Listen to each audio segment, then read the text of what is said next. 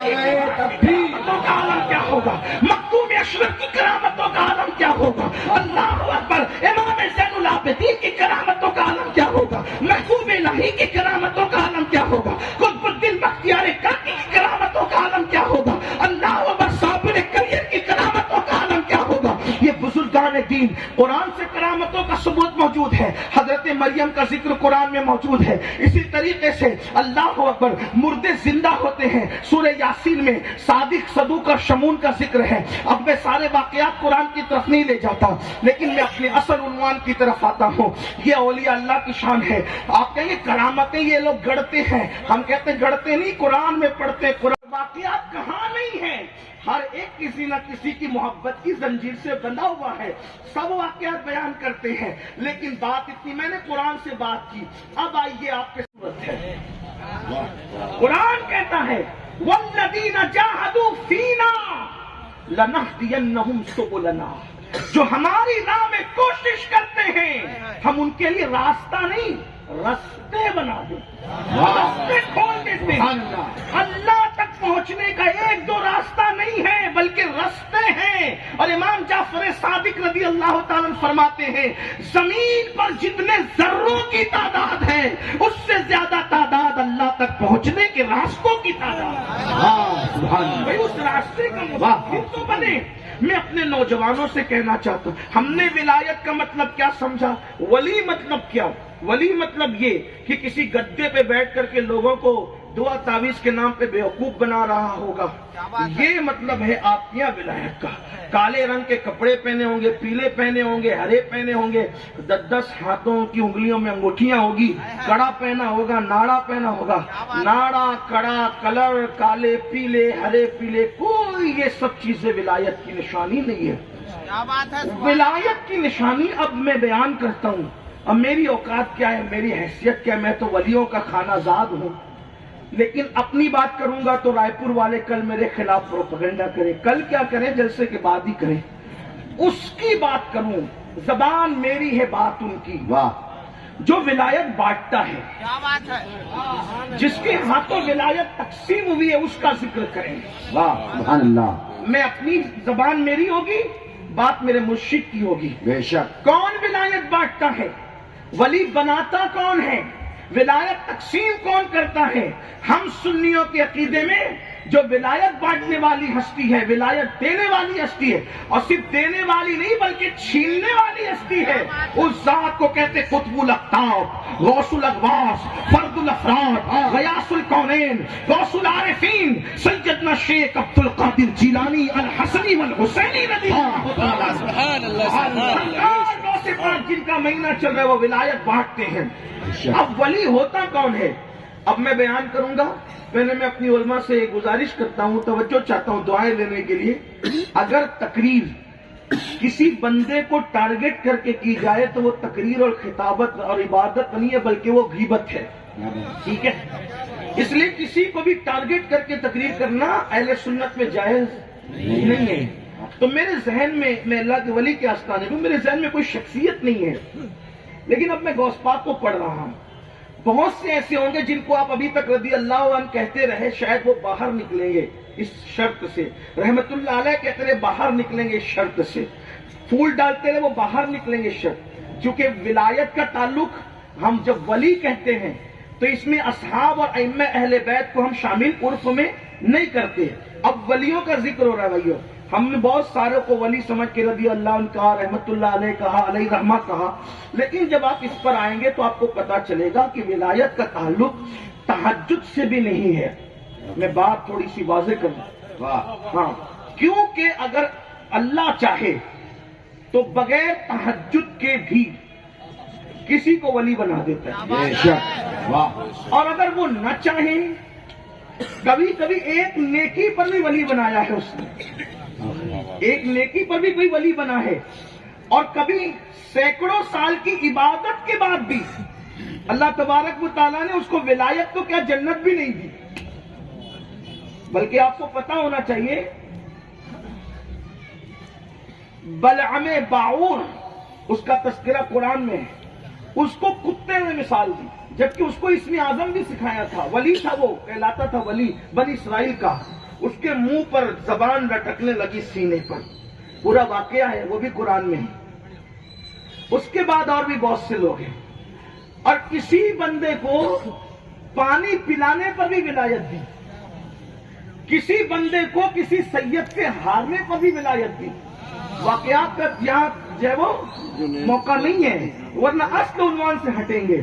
اور واقعات تو آپ سنتے رہتے. مجھے آپ کو اس پر لانا ہے کہ میرا جینس اور ٹی شرٹ پہننے والا جوان بھی اس نقطے پر آئے کہ میں نے بھی اللہ کا دوست بننا ہے. اس لیے کہ یہ جو آپ کے ذہن میں کہ تم نہیں کر سکتے، یہ غلط ہے. جب قرآن کہہ رہا ہے کہ تم کر سکتے ہو تو ولایت پر کسی کی اجارہ داری نہیں ہے. بہت ممکن ہو کہ خانقاہ میں پیدا ہوا ولی نہیں ہو سکتا، اور کوئی میخانے میں پیدا ہوگا مقام ولایت. کیونکہ میرے نزدیک دلیل موجود ہے. بشر حافی کسی خانقاہ کے پروردے کا نام نہیں ہے. بشر حافی پوری زندگی میخانے میں گزارنے والے ایک میخوار کا نام ہے. بس ایک نیکی کیا کر دی اللہ کے لیے کہ اللہ کا نام اٹھا کر کے اونچائی پہ رکھ دیا.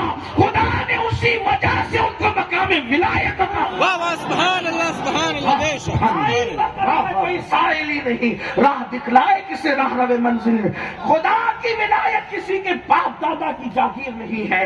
کبھی ایسا بھی ہوگا کہ کسی نو مسلم کو بھی ولایت مل جائے اور کوئی آبائی جو ہے وہ مسلمان ہو، پشتینے مسلمان ہو، اس کا ایمان پہ خاتمہ بھی نہ ہو. یہ ہندوازم نہیں، یہ برہمنزم نہیں، یہ عیسائی اور یہودیوں کا ازم نہیں، یہ مجوسیوں کا ازم نہیں کہ دین کسی خاص لوگوں کی جاگیر ہے. ایسا نہیں. جو اللہ کے راستے پہ چلے گا خدا پہنچا دے. اب بات اگر چلے آئی گئی ہے اس راستے پہ، اگر اللہ رسول کی مرضی ہے چلنا تو میں اشارہ کروں. دیکھو کوئی ہے، پرسوں کوئی ہے، لاج میں کوئی ہمیشہ نہیں رہتا. میری بہنوں اور میرے بھائیوں، ہم سے پہلے ہمارے باپ دادا، ان سے پہلے ان کے باپ دادا، ان سے پہلے ان کے باپ دادا، ہم بھی جانے والے ہیں. ہمارے بعد ہماری نسلیں ہوگی، ان کے بعد ان کی نسلیں ہوگی. اس لیے دنیا میں آوارگی نہ کرو، عیاشی نہ کرو، پاپ نہ کرو، جرائم نہ کرو، گناہ نہ کرو، اللہ کو ناراض نہ کرو، خدا کو راضی کرنے کی کوشش کرو. ولایت خدا کی رضا کا نام ہے. اللہ اکبر. تو عرض یہ کر رہا تھا، بہنیں بھائی سب توجہ سے سنیں. مرشد سرکار غوث اعظم شیخ عبد القادر جیلانی فرماتے ہیں 10 صفتیں جس میں پیدا ہو جائے وہ اللہ کا ولی ہوتا ہے، اور اگر 10 پیدا نہ کر سکا بہت کچھ بنے گا، ولایت کی لذت نہ چکھے گا. اب وہ 10 صفتیں کیا ہے؟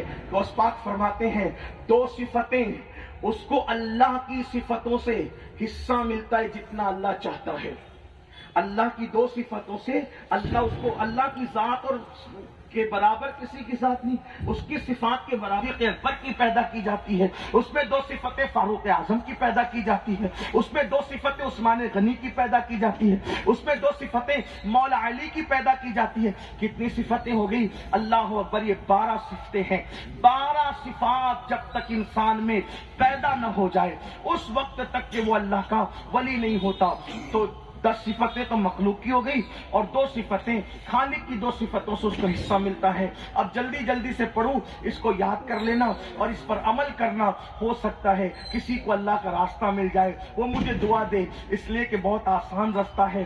سب سے مشکل ہے دنیا کو منانا، دنیا کا قرب حاصل کرنا، اور سب سے آسان ہے اللہ کو منانا، اللہ کا قرب حاصل کرنا. لیکن ہم نے آسان راستہ چھوڑا اور ہم نے جو ہے وہ دنیا میں ڈوب کے رہ گئے. وہ کون سے 10 صفات ہیں؟ مخلوق کی، اور 2 صفتیں میں نے خالق کی 2 صفتوں کا ذکر کیا. اب اس کو سنے. غوث پاک فرماتے ہیں، یہ غوث پاک کے خطاب سے میں نے ایک حصہ آپ کے سامنے رکھا ہے. غوث پاک فرماتے ہیں جو 2 صفتوں سے، اللہ کی 2 صفتوں سے اس کو حصہ ملتا اللہ جتنا چاہتا ہے. اللہ کی ایک صفت ہے ستاری اور اللہ کی ایک صفت ہے غفاری. یعنی جو ولی ہوتا ہے اس میں صفت ستاری ہوتی ہے. وہ صفت ستاری کا مظہر ہوتا ہے. ستاری مطلب کیا؟ مطلب یہ کہ وہ کسی کا عیب دیکھتا ہے تو وہ عیبوں کو چھپاتا ہے، وہ لوگوں کے عیبوں کا ذکر نہیں کرتا. یعنی اللہ کو دیکھو، اللہ ستار ہے، اللہ کبھی کسی کے عیب کو اوپن نہیں فرماتا. اللہ اکبر. ہماری ماں اگر ہمارا گناہ دیکھے، توجہ کرنا، ہماری ماں اگر ہمارا گناہ دیکھے، وہ ہمارے باپ سے کبھی نہ کبھی ذکر کرے گی، ہمارے بھائیوں سے ذکر کرے گی، کسی نہ کسی سے ذکر کرے گی. لیکن واہ میرے اللہ کی شان کیا ہے، وہ ستار ہے. ہم راتوں کو پاپ کرتے ہیں، وہ پردے ڈالتا ہے. ہم دن کو جرائم کرتے ہیں، وہ پردے ڈالتا ہے. اللہ کی شان ہے پردے ڈالنا. تو اللہ جس کو ولی بناتا ہے اس میں بھی اللہ اس کو اپنی صفت کا مظہر بناتا ہے. یعنی جو ولی ہوگا، اب پہچانو، یاد رکھنا، سفید چمڑی، اماموں کے پیچ و خم، جبے کی خوبصورتی، لباس کا ٹھاٹ باٹ، اس کا کوئی تعلق ولایت سے نہیں ہے. یہ بات غوث پاک فرما رہے ہیں. میری قوم کا حال یہ ہے، جس کو ننگا دھڑنگا دیکھا ولی کہہ دیا. مجذوب کی شان الگ ہے، میں اس کا انکار نہیں کرتا. یا پھر جس کو بہت اونچی پھینکتے دیکھا اس کو ولی مان لیا. یاد رکھنا، اب یہ بات غوث پاک کی ہے، میری نہیں ہے. اب دھیان سے سننا. ہو سکے دنیا کیا کر رہی ہے چھوڑ دو، تم اس پر عمل کرو. اللہ کی شان ستاری کا وہ مظہر ہوتا ہے، یعنی وہ لوگوں کے عیب پہ پردے ڈالتا ہے. کیسے پردے ڈالتے ہیں اب ذرا سنو. آج کل تو حال یہ ہے، کسی کا گناہ دیکھا چرچے شروع ہو گئے. بڑی معذرت کے ساتھ مذہبی لوگوں کے درمیان بیٹھتے بیٹھتے مجھے اب تقریباً 27-28 سال ہو گئے ہیں، مگر یاد رکھیں اب مجھے ایسا لگتا قوم کے آوارہ جوان زنا کر کے جتنا اللہ کو ناراض نہیں کر رہے ہیں، اتنا مذہب والے کہلانے والے غیبت کر کر کے اللہ کو ناراض کر رہے ہیں. اس لیے کہ کہا گیا الغیبت اشد من الزنا، کہ غیبت زنا سے بدترین ہے.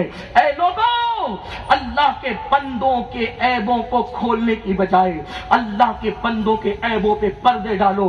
اللہ ستار ہے اور پردے ڈالنے کو پسند کرتا ہے. اور سن لو، اور اچھی طرح سن لو، میرے آقا کے فرمان کا مفہوم ہے، جب تک تم لوگوں کے عیبوں پہ پردے ڈالتے رہو گے اللہ تمہارے عیبوں پہ پردے ڈالے گا. جب تم لوگوں کے پردے اٹھانے لگو گے تو تم اپنی طاقت کے مطابق لوگوں کو ذلیل کرو گے، اللہ اپنی شان کے مطابق تمہیں ذلیل کرے گا. اس لیے کسی کا بھی عیب دیکھو تو آنکھیں پھیر لو، عیب جوئی نہ کرو، عیب نہ بتاؤ. دیکھو صحابہ میں کیسی عیب ڈھانپنے کی، عیب ڈھانپنے کا طریقہ صحابہ میں کیا تھا، ذرا سنیے، آپ کو مزہ آئے گا. اور اللہ اکبر کہ اس پر عمل کی کوشش کیجئے. ایک مرتبہ کا واقعہ ہے، حضرت سیدنا عبداللہ ابن عمر کی محفل سجی ہوئی ہے. کچھ لوگوں نے اور بھی نام بیان کیے لیکن محفل سجی. اچانک ایک بدبو اٹھی، محفل میں ایک بدبو اٹھی.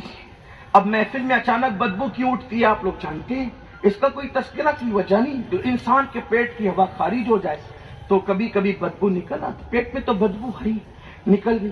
اب کسی ایک نے ایسا کیا ہوگا یا ہو گیا ہوگا، کبھی کنٹرول بھی نہیں ہوتا کبھی کبھی انسان.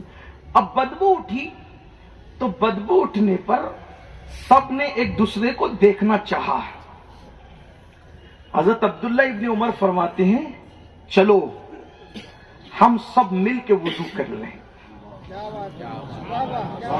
چلو ہم سب مل کے وضو کر لیں. کیوں؟ کیونکہ جو بندہ اٹھ کے جائے گا وضو کے لیے تو لوگوں کو پتا چل جائے گا نا کہ اس کی وجہ سے بدبو اٹھی تھی.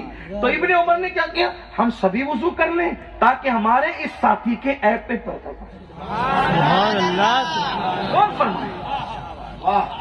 اتنا بھی کسی کو ذلیل کرنا گوارا نہیں کیا. سن لو، غوث اعظم شیخ عبد القادر جیلانی فرماتے ہیں اللہ کے نزدیک سب سے بڑا گناہ جو ہے شرک کے بعد وہ کسی مومن کو ذلیل کرنا ہے.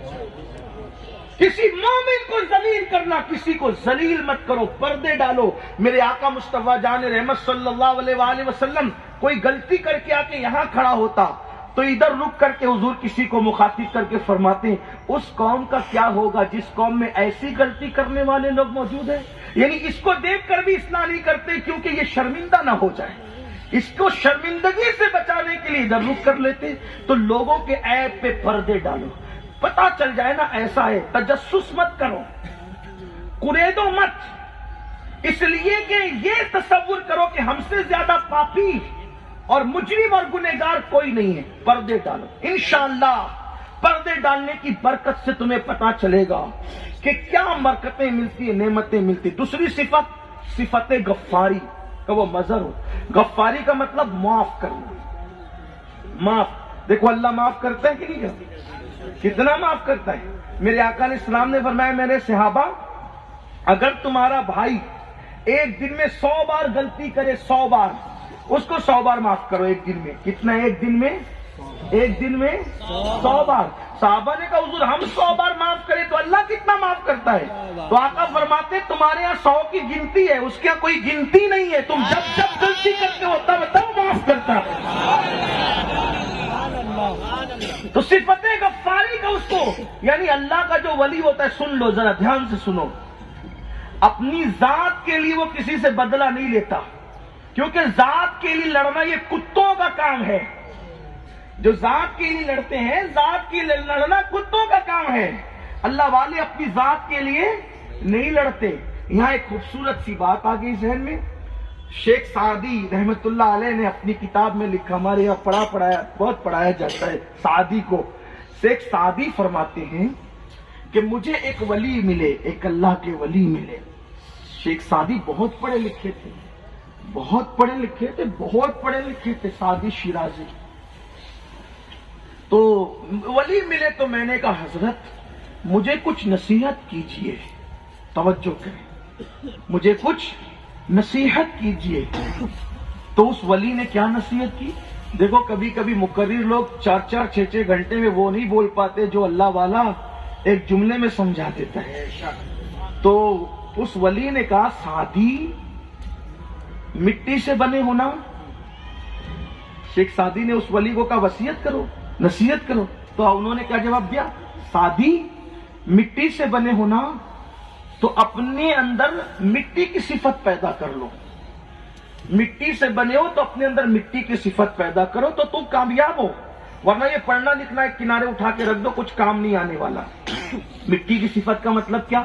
مٹی پہ کوئی پیشاب کرے، مٹی کوئی اعتراض نہیں کرتی.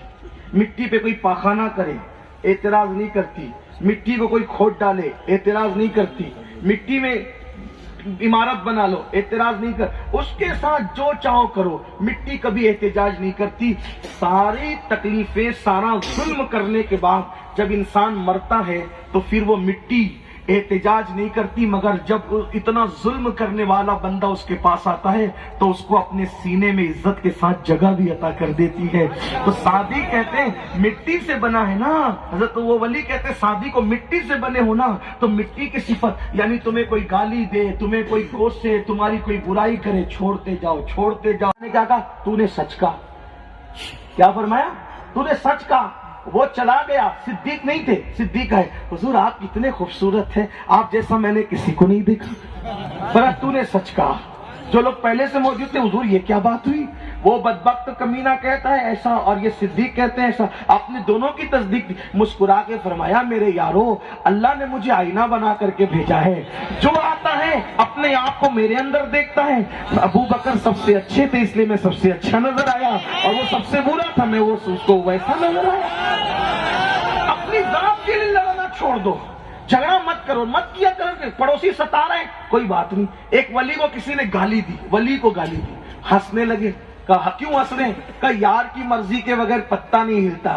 اگر یار چاہتا ہے نا کہ گالی سنو تو پھر سنتا ہی رہو گے. مجھے تو اس کی رضا چاہیے نا، مجھے تو یار کی رضا چاہیے. دیکھو یہ اللہ والے تھے.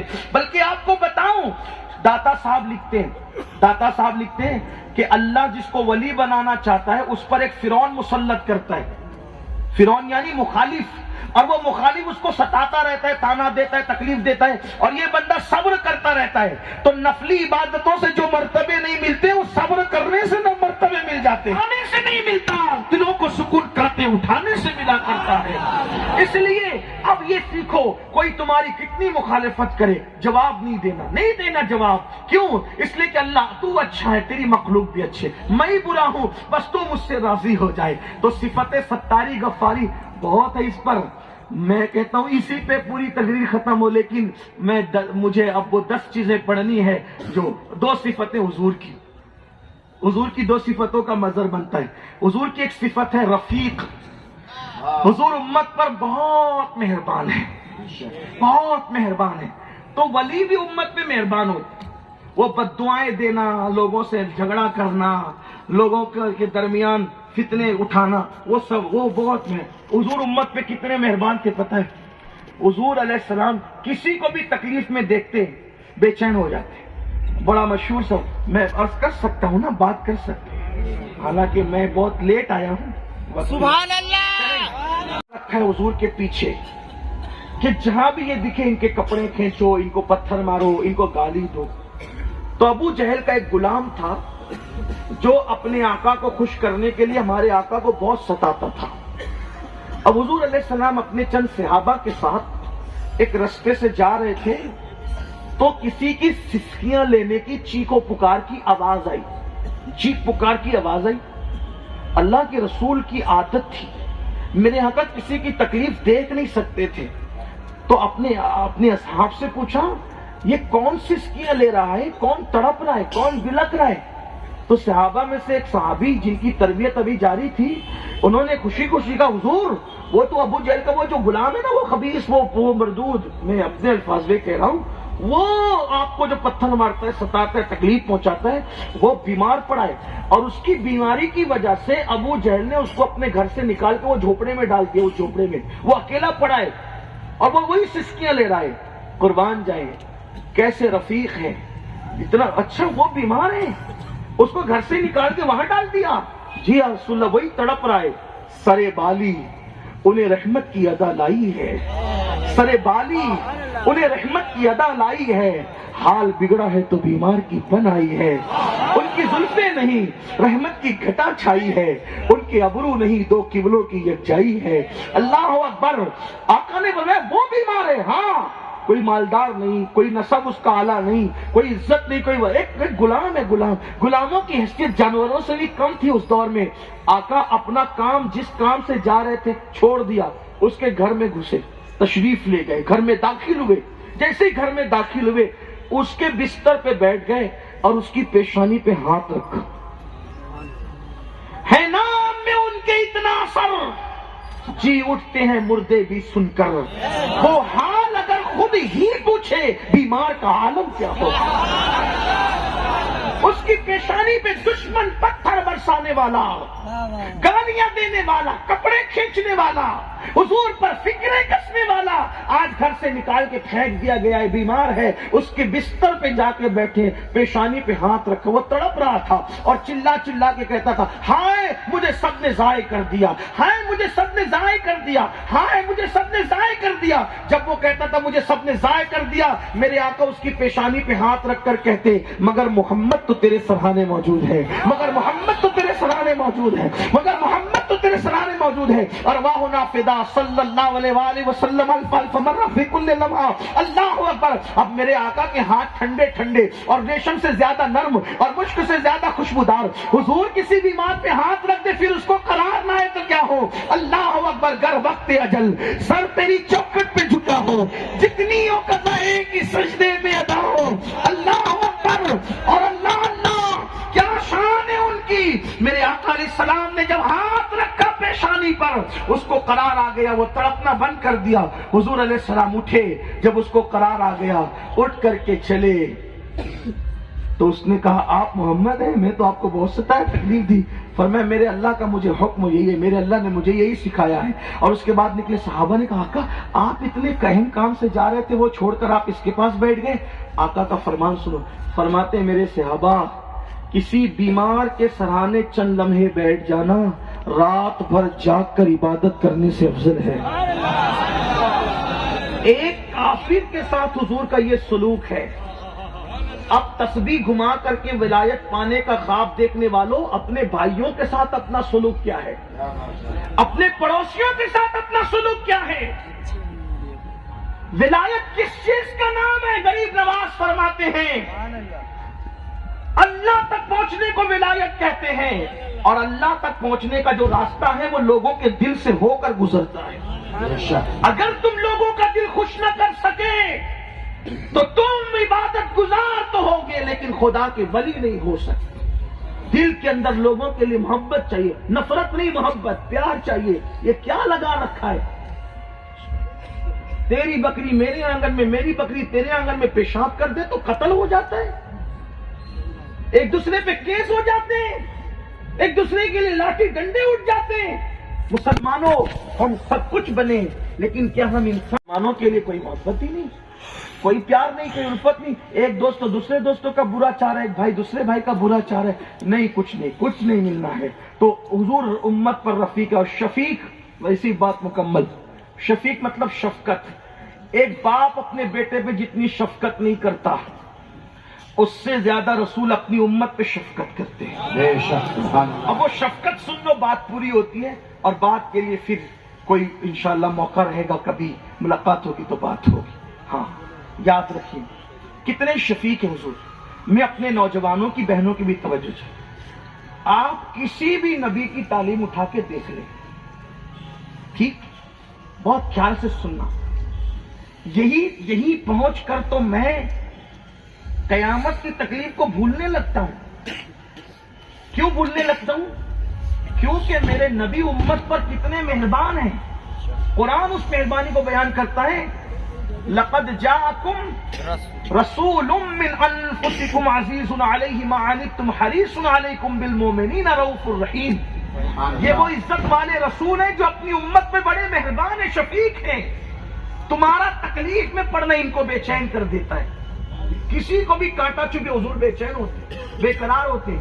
تو حضور کی دیکھو، کسی بھی نبی کی تعلیم دیکھ لیں، حالانکہ اب تو وہ تعلیمات مٹ چکی، لیکن کہیں بھی ادھر ادھر تھوڑی بہت ابھی بھی کہیں موجود ہے تو اس کو چیک کریں۔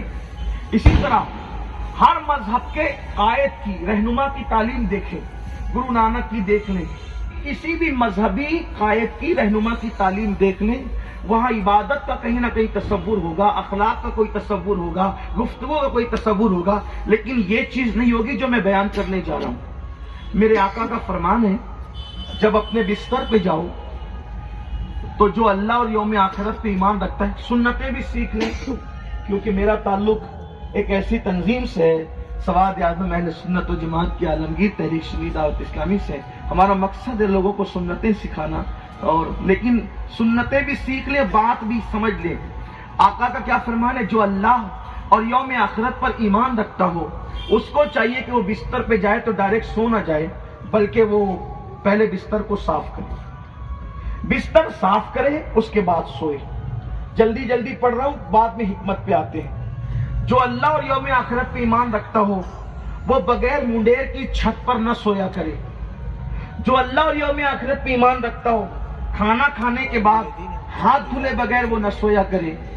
جو اللہ اور یوم آخرت پہ ایمان رکھتا ہو، اس کو چاہیے کہ وہ کسی کمرے میں، بڑا کمرہ ہو، اکیلے نہ سویا کرے۔ جو اللہ اور یوم آخرت پہ ایمان رکھتا ہو، وہ کسی سوراخ کے اندر پیشاب نہ کیا کرے۔ آپ سے میں پوچھنا چاہتا ہوں کہ مذہبی لوگوں کی تعلیمات میں آپ کو عبادتوں کا تصور ملے گا، کہیں نہ کہیں اخلاق کا تصور ملے گا، کہیں نہ کہیں کچھ اور تعلیم وغیرہ کا تصور ملے گا۔ یہ تعلیم سوائے ہمارے نبی کے سوا آپ کو کہیں نہیں ملے گی۔ اب یا رسول اللہ، آپ کہہ رہے ہیں کہ بستر پہ جانے سے پہلے بستر صاف کروں۔ رسول اللہ، میں بستر کیوں صاف کروں؟ اس کا تعلق تو میرے سونے سے، میری نیند سے ہے۔ رسول اللہ اتنی بڑی ہستی اور ہمیں یہ سکھا رہے ہیں کہ تم بستر کو صاف کیے بغیر اس پہ نہ سونا۔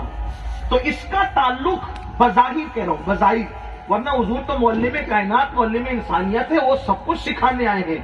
لیکن بظاہر اگر ظاہری نظر سے کوئی دیکھے تو یہ کوئی کہہ سکتا تھا کہ نبی کی تعلیمات کا یہ حصہ نہیں ہے، تعلیمات نبوی کا یہ حصہ نہیں ہے کہ سونے سے پہلے بستر صاف کرو۔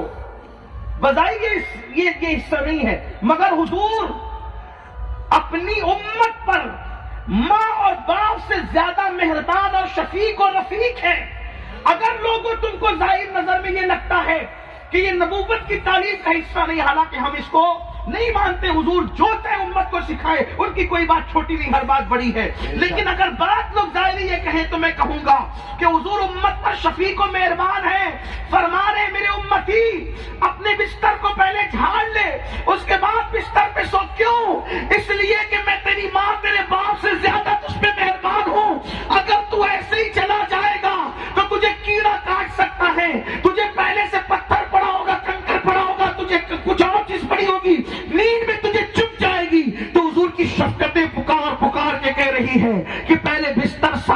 کیا کر, اس کے بعد سویا کر, تاکہ تجھے کیڑا نہ کاٹے, تاکہ تجھے کنکر نہ چبھے, تاکہ تجھے پتھر نہ چبھے. بتاؤ یہ حضور کی شفقت ہے کہ نہیں ہے؟ اب میں آپ سے پوچھنا چاہتا ہوں, یہی پہنچ کر تو ہم جھومنے لگتے ہیں. جو نبی ہمارے بستر کا پتھر چبھنا ہمیں گوارا نہ کرے, وہ نبی قبر کے عذاب کو ہم پر کیسے گوارا کر سکتے ہیں؟ حضور کتنے شفیق ہیں, کتنے مہربان ہیں. اللہ اللہ, لاؤ نہ کوئی ایسا قائد, لاؤ نہ کوئی ایسا رہنما, لاؤ نہ کوئی ایسا داتا, لاؤ نہ کوئی ایسا آقا جو اپنی امتی کے لیے, اللہ اکبر, جو اپنی قوم کے لیے, اپنے ماننے والوں کے لیے, اپنے فلان کے لیے کنکر بھی بستر کا کنکر, خود کے بستر کا کنکر چبھنا گوارا نہ کرے. آپ سے پوچھتا ہوں حضور ایسے شفیق ہے, بغیر منڈیر کی چھت پہ کیوں نہیں سونا؟ ارے نیند میں کچھ لوگوں کو چلنے کی عادت ہوتی ہے, یا پھر کبھی کبھی انسان نیند میں اٹھ کے چلتا ہے, اس کو پتا نہیں چلتا تجھے چوٹیاں کاٹے گی, کیڑے کھانے آئیں گے, چوہے کھانے آئیں گے, تیرے ہاتھ کو کاٹ لیں گے. اللہ اللہ, میرے نبی امت پر کتنے مہربان ہیں, فرماتے کھانے کے بعد ہاتھ دھو کے سویا کر, بغیر ہاتھ دھوئے نہ سو, ورنہ یہ کھانے کو دیکھ کر کے چوٹیاں کیڑے آئیں گے. اتنی چھوٹی سی چوٹی کا کاٹنا جب میرا آقا برداشت نہیں کر پا رہا ہے تو جہنم کے بچھوؤں کا ڈنک مجھ پہ کیسے برداشت کریں گے؟ یہ امت میں شفقت ہے. اللہ اکبر, کسی سوراخ میں پیشاب نہ کرنا میرے امت. شفقتیں تو خدا کے لیے, شفقتیں تو اللہ کے لیے. حضور نے غریب کو بھی ویسے ہی چاہا, امیر کو بھی ویسے ہی چاہا, عربی کو بھی ویسے ہی چاہا, اجمی کو بھی ویسے ہی چاہا. بلکہ جب کوئی پوچھتا نا میرے آقا علیہ السلام کے اصحاب سے سب سے زیادہ حضور کس سے محبت کرتے تھے, تو ہر صحابی کہتا حضور سب سے زیادہ مجھے چاہتے تھے, سب سے زیادہ مجھ سے پیار کرتے تھے. ہائے وہ شفقتیں کہاں گئی؟ تہجد کا تصور تو رہا, مالاؤں کا تصور تو رہا, قرآن کی تلاوت کا تصور تو رہا. اقبال نے اسی لیے کہا تھا, تبے برقی نہ رہی, تبے برقی نہ رہی, شعلہ مکالی نہ رہی, فلسفہ رہ گیا, تلقین غزالی نہ رہی, رہ گئی رسم ازاں, روح بلالی نہ رہی, وائز قوم کی وہ پختہ خیالی نہ رہے.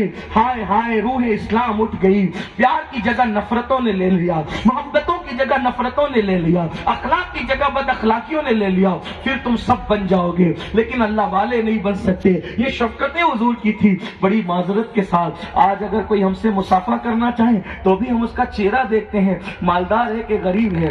اللہ اکبر, لیکن میرے آقا کی شان یہ ہے, جب کوئی میرے آقا سے مسافہ کرتا, جب تک کہ وہ خود ہاتھ نہیں چھوڑتا, میرے آقا بھی کبھی اس کے ہاتھ نہیں چھڑوایا کرتے تھے. حضور سے کوئی ملنے آتا تھا, آقا سے کوئی ملنے آتا تھا, جب تک خود اٹھ کے نہیں جاتا, آقا بھی کبھی اٹھ کر نہیں جاتے تھے. اور جب وہ دروازے پر آتا تو حضور علیہ السلام اس کو دروازے تک پہنچانے کے لیے آیا کرتے تھے. جب تک وہ خود حضور کی طرف پیٹ نہیں کر دیتا, میرے آقا بھی اس کی طرف پیٹ نہیں کیا کرتے تھے.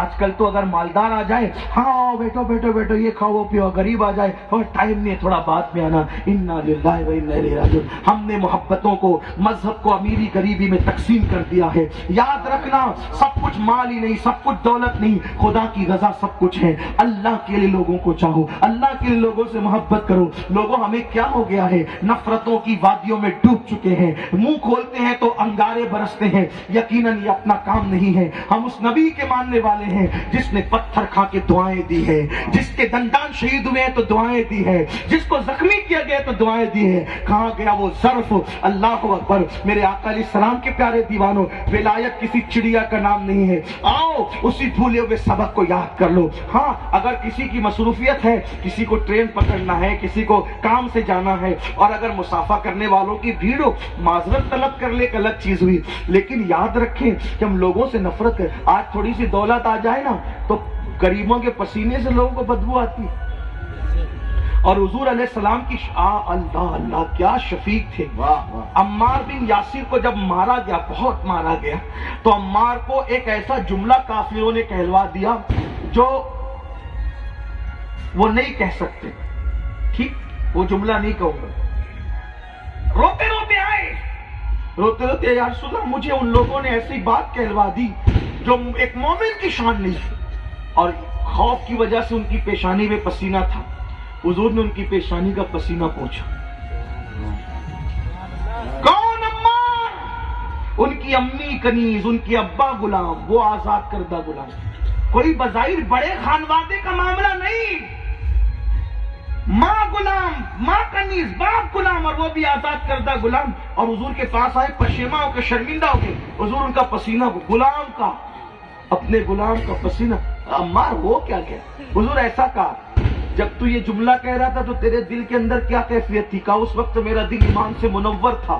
فرمایا تیرے دل میں اگر ایمان ہے تو تو مومن ہے. پیشانی پہنچ سے پسینہ پہنچ کے ان کی حوصلہ افزائی. وہ نبی ہو کر کے غلاموں کا پسینہ ان کی پیشانی سے ہٹائیں اور شفقتیں کریں. ہمیں کیا ہو؟ ہم نے تو نفرت نفرت نفرت. تو ستاری غفاری رفیق اور شفیق جب تک یہ صفتیں پیدا نہ ہو پھر باقی کے 8 باتیں ہیں. اللہ نے زندگی دی تو کبھی اس پہ بات ہوگی. اللہ پاک مجھے آپ سب کو توفیق دے. گفتگو کے درمیان اگر کوئی غلطی ہو گئی ہو کوتاہی ہو گئی تو اللہ تعالیٰ معاف فرمائے. استغفر اللہ ربی ان ربی لغفور رحیم وما علینا الا البلاغ. السلام علیکم ورحمۃ اللہ وبرکاتہ.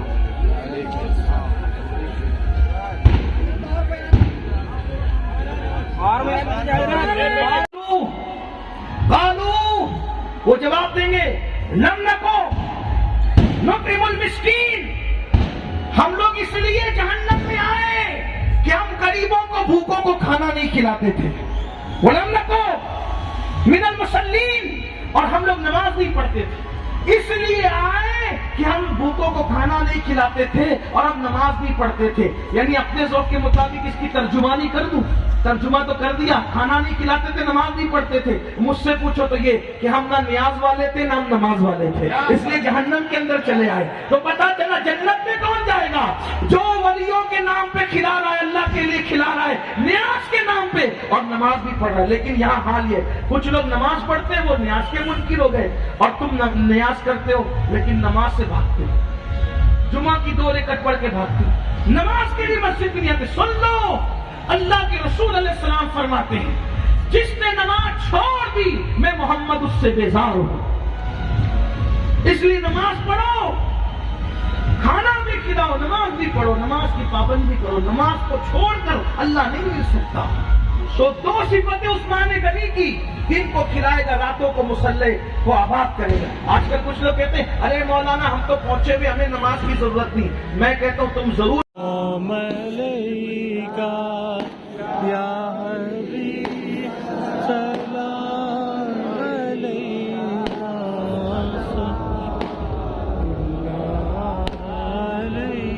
أيها المبعوث في